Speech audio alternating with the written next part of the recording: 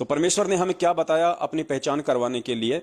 गुरुदेव ने बताया कि एक समय एक राजा था, बहुत ही ज्यादा संपन्न राजा था। राजा का एक बेटा था लगभग 9 या 10 वर्ष का, और राजा का बेटा अपने साथियों के साथ में खेलने के लिए बाहर चला जाया करता था। पास में एक जंगल था, और पहले के समय आपको पता है कुछ आदिवासी लोग जो थे, भील वगैरह जो थे, कोई भी आदिवासी जो थी जनजातियां, वो जंगलों में निवास किया करती थी। तो राजा का लड़का एक दिन अपने साथियों के साथ खेलता खेलता जंगल में ज्यादा दूर चला गया। तो उधर से कुछ भील थे, उन भीलों ने देखा और भीलों ने उस राजा के लड़के को पकड़ लिया। बाकी जो साथी थे वो वहां से भाग लिए अपनी जान बचा के। राजा का लड़का नहीं भाग पाया, या भागने की कोशिश की होगी, लेकिन वो भीलों के हाथ आ गया। तो भीलों ने उसे पकड़ा और अपने राजा के पास ले गए। उनका जो सरदार होता था, और ज्यादा जंगल में चले गए जहां उनकी बस्तियां होती थी। तो भीलों के राजा ने, भीलों के सरदार ने देखा कि लड़का बहुत ही ज्यादा सुंदर है, और उनके वहां पे एक परंपरा हुआ करती थी। अब दास जो भील शब्द का यूज कर रहा है, तो कोई भील जो समाज के लोग हैं, भील जो जाति के लोग हैं, वो ये ना सोचें कि भाई ये हमारे जो है ये पूर्वजों के विषय में बोल रहा है।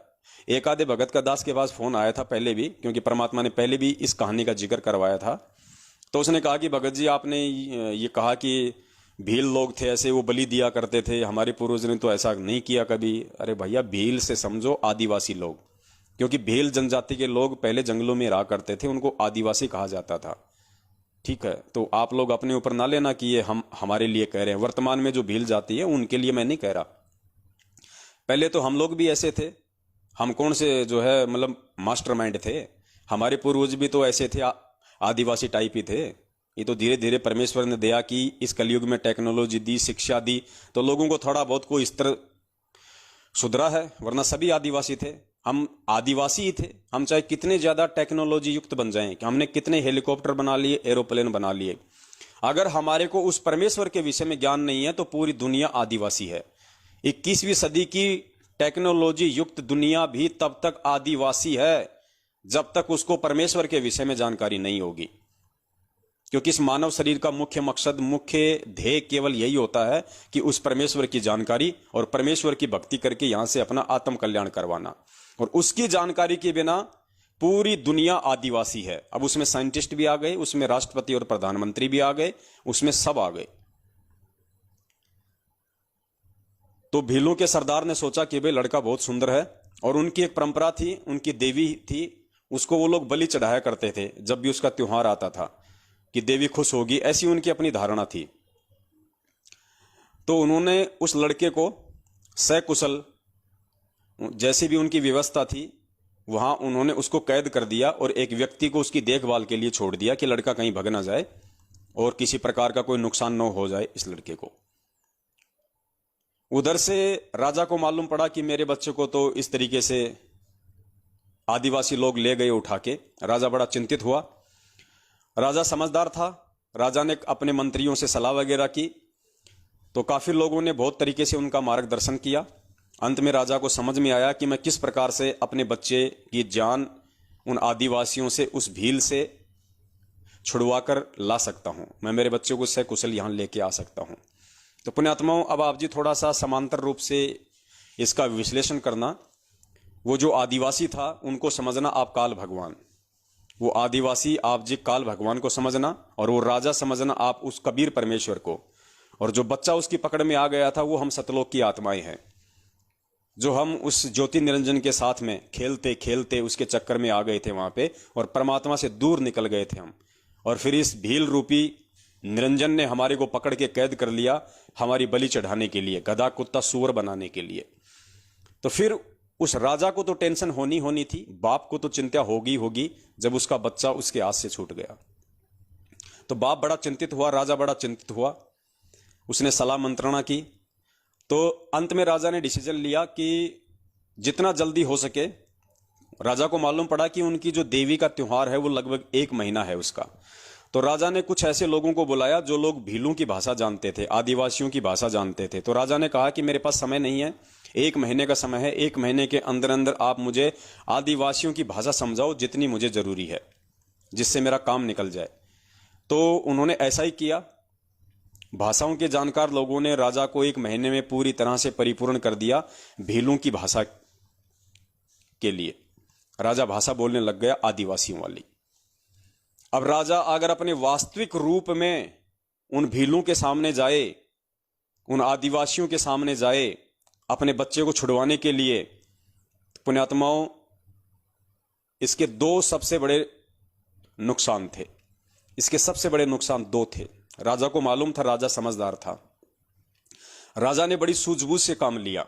सबसे पहले तो उसने भाषा सीखी, उसके बाद में राजा ने वैसा ही गेटअप बनाया जैसा कि आदिवासियों का था। वैसा ही राजा ने कपड़े सिलवाए, वैसे ही राजा ने बाल वाल बढ़ाए, उसी तरीके से राजा ने अपने नाखून वाखून बढ़ाए।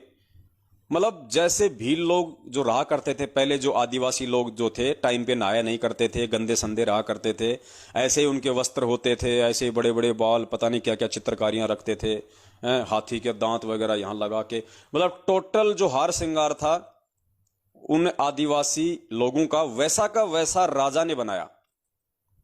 राजा होते हुए उन्होंने वैसा का वैसा हार श्रृंगार किया ताकि कोई फर्क ही महसूस ना कर सके, भील भी ये ना पहचान सकें कि ये भील है या ये राजा है। उनको धोखा देने के लिए, उन आदिवासियों को धोखा देने के लिए, उन भीलों के सरदार को धोखा देने के लिए परमात्मा ने भी सेम टू सेम आदिवासी वाला ही गेटअप तैयार कर लिया।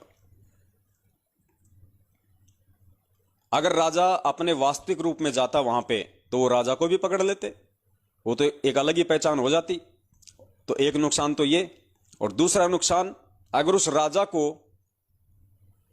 मान लीजिए आदिवासी भी ना पहचान पाते, लेकिन जब वो बाप अपने बेटे के सामने जाता तो बेटा तो नासमझ था, मंदबुद्धि था, वो तो अपने बाप को देखते ही रोने लग जाता, वो तो चिल्लाने लग जाता, तो वो पकड़ में आ जाता, मालूम पड़ जाता भीलों के राजा को कि ये तो इसका बेटा है, तो वो भी मरता और वो भी मरता, दोनों के दोनों मरते। तो इसलिए राजा ने बड़ी सूझबूझ से काम लिया ताकि उनके बच्चों को भी इस बात का पूर्णतया आभास ना हो कि मैं ही तेरा बाप हूं। इसलिए अपने उस बच्चे से भी थोड़ी सी दूरी बनाए रखने के लिए, उस बच्चे को भी थोड़ा सा भ्रम में रखने के लिए, ताकि बच्चा नादानी में मुझे देख के रो ना दे, बच्चा रोने ना लग जाए और मालूम ना पड़ जाए, वास्तविकता सबके सामने ना आ जाए, वरना मैं भी मरूंगा और वो बच्चा भी मरेगा। तो इस प्रकार राजा भीलों वाला गेटअप बना के और उन आदिवासियों के बीच में वो राजा हिम्मत करके पहुंचा।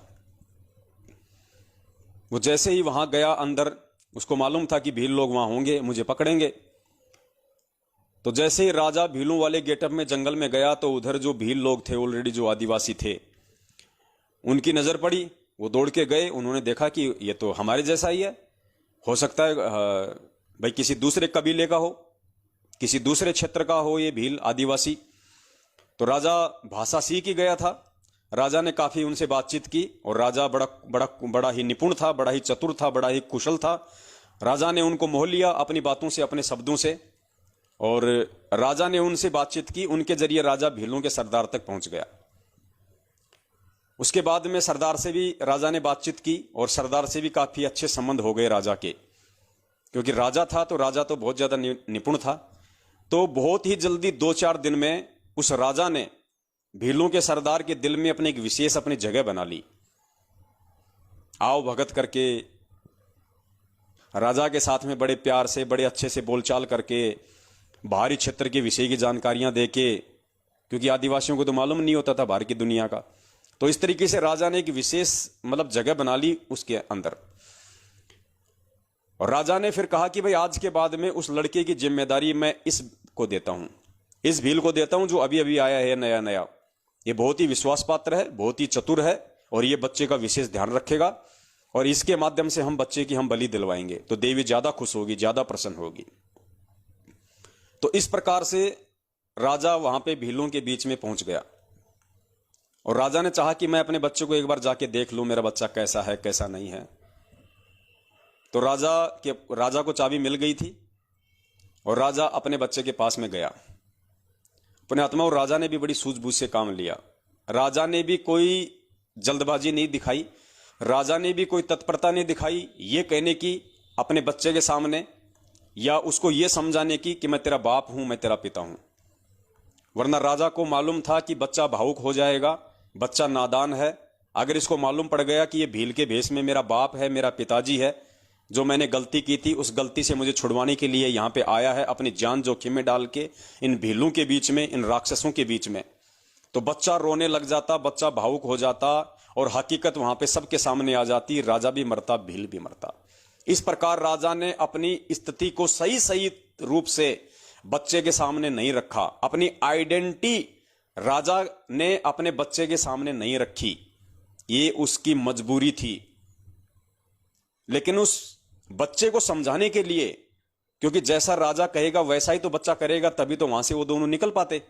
अगर राजा के कहे अनुसार अगर वो बच्चा अपनी क्रिया नहीं करेगा तो वो वहां से नहीं निकल सकता था। तो राजा ने बड़ी सूझबूझ से काम लिया। राजा ने उस बच्चे से कहा कि बेटा देख, तू मुझे इन बाकी भीलों की तरह भील मत समझ लेना, कहीं तू भी ये समझे कि मैं भी इनकी तरह जो निर्दयी हूं या मैं भी तेरे को मारना चाहता हूं। बेटा ऐसा नहीं है, बेटा मैं हूं तो भील, मैं हूं तो भील, हूं तो मैं आदिवासी, लेकिन बेटा मैं तेरे पिताजी को जानता हूं और मुझे तेरे पिताजी ने ही यहां पे भेजा है, बहुत ही सूझबूझ से तेरे को यहां से बाहर निकालने के लिए। और देख, किसी से कुछ नहीं कहना, कोई जिक्र मत करना, और अगर तुझे यहां से बाहर निकलना है, तुझे अगर यहां से जाना है, तो बेटा मेरी प्रत्येक बात को मानना, मैं जैसा कहूं तुझे वैसा ही करना है, दूसरे किसी की बात पे यकीन नहीं करना, तो हम दोनों यहां से सकुशल बाहर निकल सकते हैं। मेरी एक योजना है, वो योजना मैं तेरे को बता रहा हूं। तो बेटे ने कहा कि जी ठीक है, अगर आपकी यही योजना है और आप चाहते हो कि मैं यहां से बाहर निकलूं, और आप मेरे पिताजी के भी जानकार हो, आप उनको जानते हो और मेरे पिताजी ने ही आपको यहां भेजा है, तो जी कोई दिक्कत नहीं, जैसा आप कहोगे मैं वैसा ही करूंगा, मैं किसी और की बातों में नहीं आऊंगा।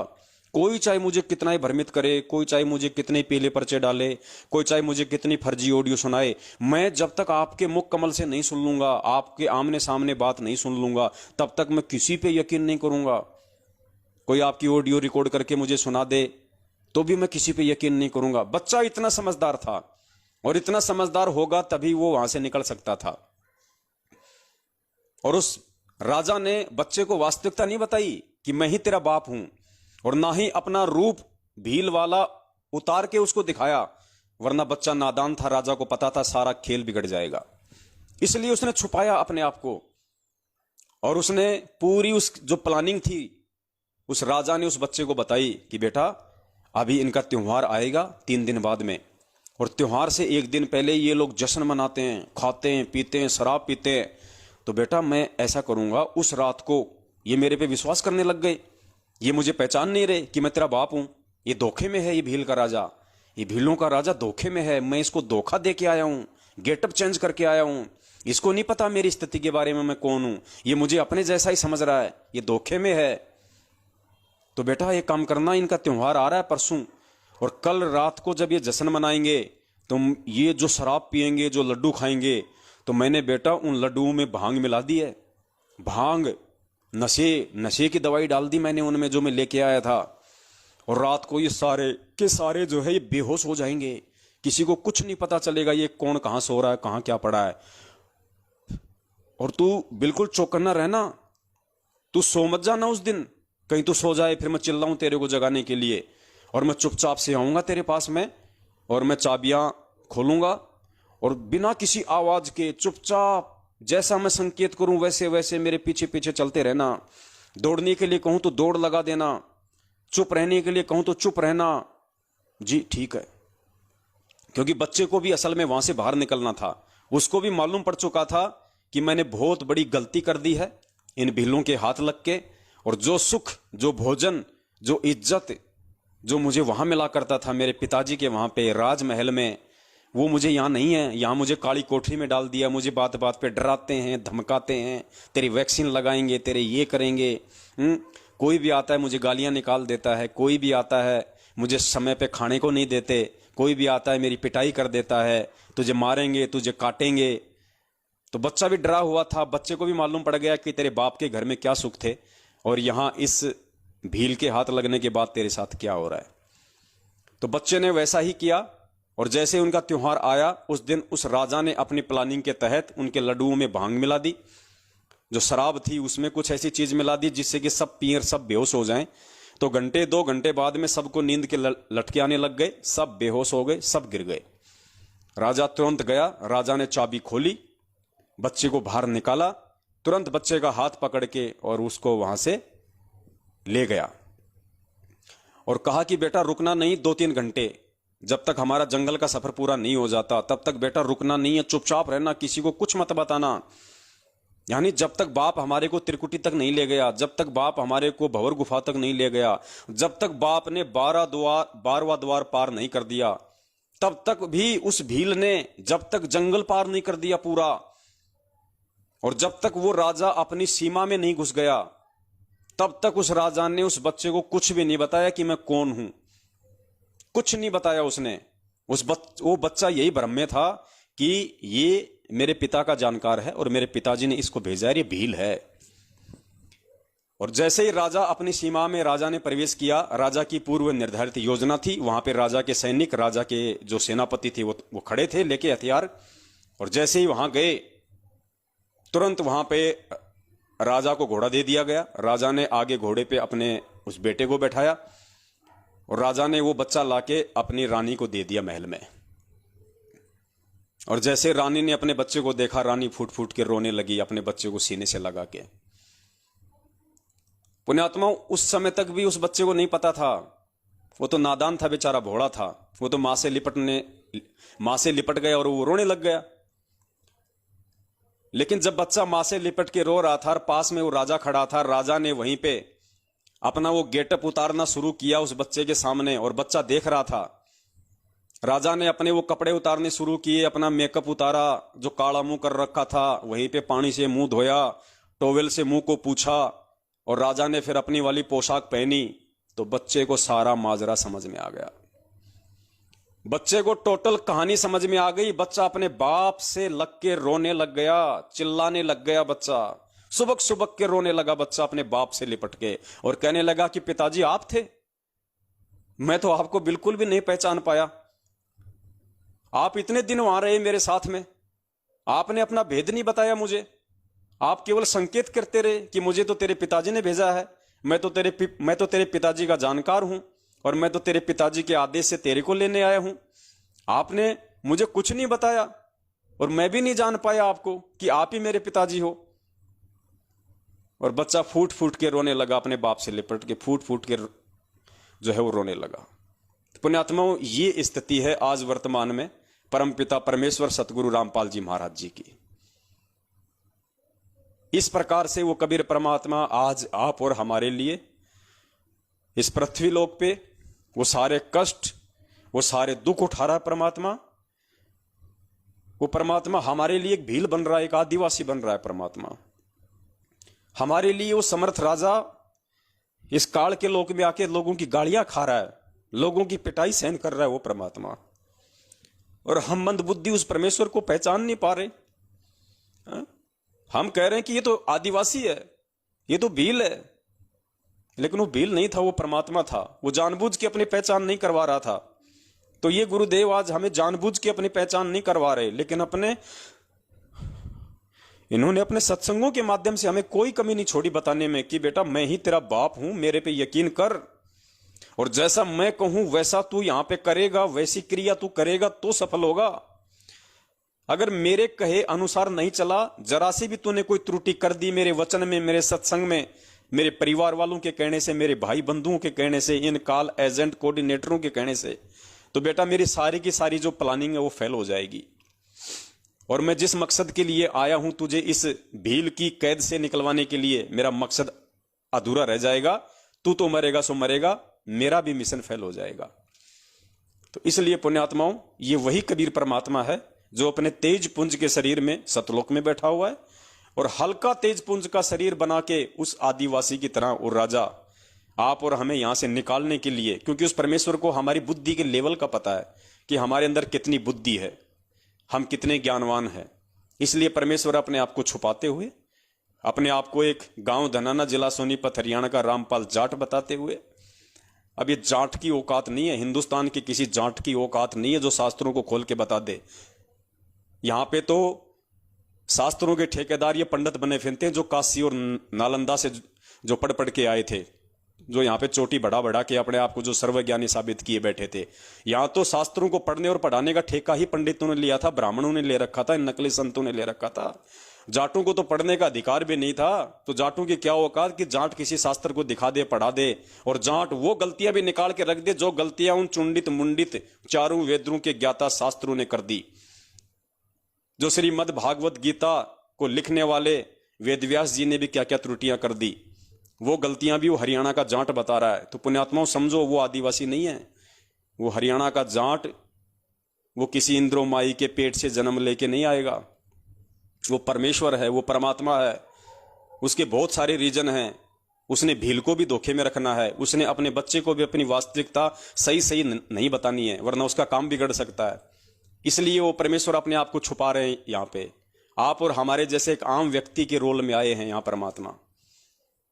लेकिन पुण्यात्माओं, अब यदि हम नहीं समझेंगे उनके इशारों को, और इशारों को हम उनके उसी समय समझ सकते हैं जब वास्तव में हमें मालूम पड़ जाए कि मैं इस काल की कैद में हूं और मेरे साथ यहाँ पे बहुत ही ज्यादा ज्यादतियां हुई हैं, गधे कुत्ते सुअर के इसने मुझे जीवन दिए हैं।